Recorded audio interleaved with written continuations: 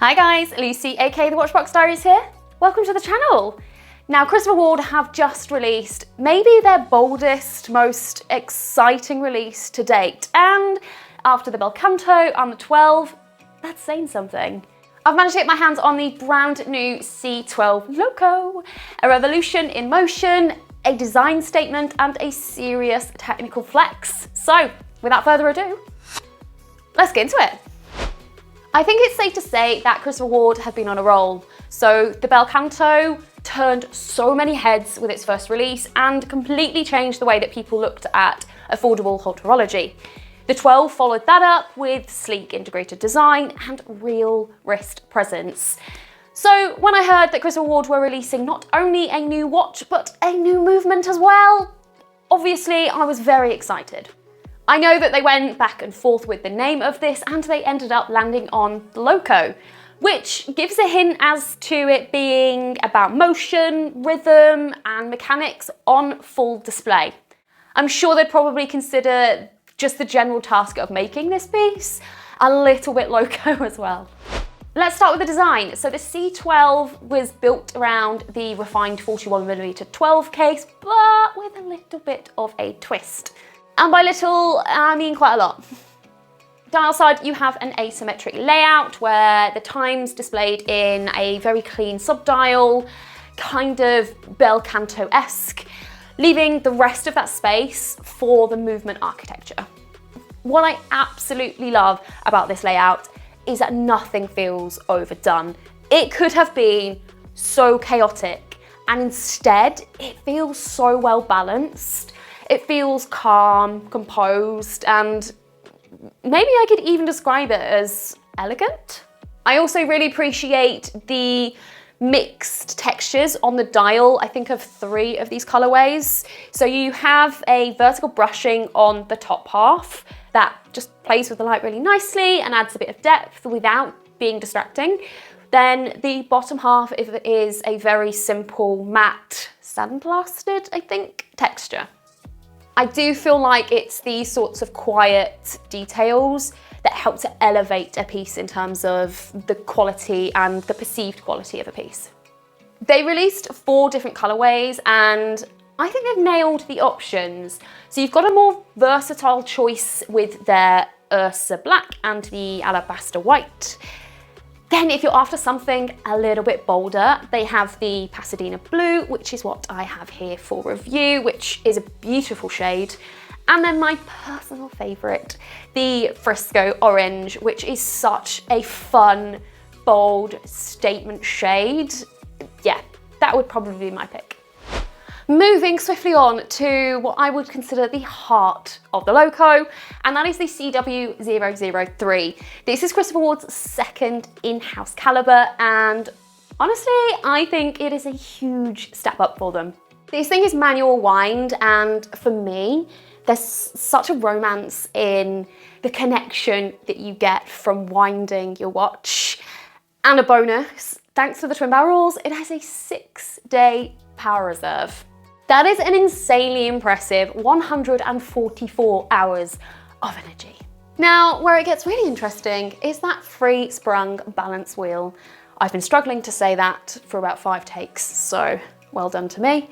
So I'm just gonna get a teeny bit technical here. Instead of using traditional regulating pins, the CW003 uses tiny adjusting screws on the balance wheel to control inertia. Now this method is more precise, it's more stable over time, and is definitely something you see in much more high-end watches. Basically, it means they've found a way to maintain that accuracy across the whole 6 days, which is really difficult to do, and even more difficult to do at the price range that they're doing it. Also, it's incredibly hypnotizing to look at, and it is right there on full display. It is literally a revolution in motion. I can see what Christopher Ward did there. It is definitely worth mentioning that the finishing on this piece is exceptional. Everything from the case to the bridges to the movement is polished beautifully. It's giving high-end indie watchmaking vibes, but from a brand that has always tried to democratise this level of horology. Some of you may very well be thinking, it's all good and well having a very cool movement, but how does it actually wear? Let me tell you. So despite the mechanical drama and that 41mm case sizing, thanks to some very steep downturn lugs, it wears incredibly well. For reference, I have a 6.2 inch wrist, and normally I would suggest that a 41mm piece wouldn't necessarily be my preference. However, this hugs and curves to my wrist perfectly. I think it's a really good size for me. And even though the case is a bit thick on paper, coming in at just under 14mm, the box sapphire and the case, all of those case angles, do such a good job of hiding the height. Strap-wise, you have two options. You can either go for the steel integrated bracelet, or you can go for the rubber strap with a deployant clasp. I love that you can mix and match the straps too. It just makes it a little bit more versatile. So the rubber is really soft and super comfortable. I'm very impressed with the quality of it, but I will say that it does flex sideways a bit when you're moving around. Absolutely not a deal breaker, but just something to mention. What impresses me most about this isn't necessarily just the movement or the aesthetics, even though both are very, very impressive. It's also the philosophy. So it doesn't feel like a design that's been rushed. I know the team scrapped the original caseback design just because it didn't feel right, even though it's on the caseback and it's rarely looked at. If you are interested in the design process of it, Christopher Ward went ahead and made a short film about it, which I think is the first I've ever seen and heard of. I was lucky enough to get to the premiere of it. If you are interested in it, I will pop the link in the description down below. It is technically ambitious, it is beautifully designed, and it is another solid step in shaping what affordable haute horology actually looks like. They are solidifying a standard for sure. Pricing wise, you're looking at £3,750 on the rubber strap and then £3,950 on the integrated bracelet. To me, sub 4K for this level of innovation, this level of design, this level of attention to detail is incredible. Like, absolute kudos to Christopher Ward for this. That is it. That is my review done. Personal opinion is I'm a little bit obsessed with this watch. I love the design, love the movement, love that they've done a film about it.